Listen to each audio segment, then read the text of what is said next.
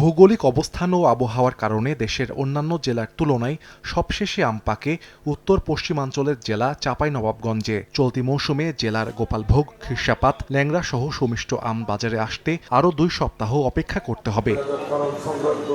Mango calendar বা আম পাড়ার সময়সীমা নির্ধারণ বিষয়ে আম চাষি, ব্যবসায়ী, উদ্যোক্তা, বিজ্ঞানী ও কৃষি কর্মকর্তাদের সঙ্গে বৃহস্পতিবার বিকেলে মতবিনিময় সভার আয়োজন করে জেলা প্রশাসন। চলতি মৌসুমে আম পাড়ার সময়সীমা না রাখার সিদ্ধান্ত নেয় প্রশাসন। এতে গাছে আম পরিপক্ক হলেই তা নামিয়ে বাজারজাত করতে পারবেন চাষিরা। আম পাকলেও দেখা গেল যে অনেক আম সময়ের কারণে পরে নষ্ট হয়। ভোক্তা প্রকৃত স্বাদ পাক, প্রকৃত পরিপক্ক আম দিয়ে পরিপক্ক আম হারভেস্ট করি এবং আমরা বাজারজাত করি। চাষি যদি সৎ থাকে, আম পাকবে, আম হারভেস্ট করবে, তাহলে এখানে আমার কোনো আম ক্যালেন্ডারের প্রয়োজনই নেই। আমের ওজনের বিষয়টা সিদ্ধান্ত নেওয়ার ব্যাপারে তিনি মত প্রকাশ করেছেন, তো আমরা সে ব্যাপারেও খুশি। যত লেটে আম সংগ্রহ করতে পারবে তারা তত বেশি দামে বিক্রি করতে পারবে। আমের সাথে যারা জড়িত সবারই স্বার্থ রক্ষা হবে।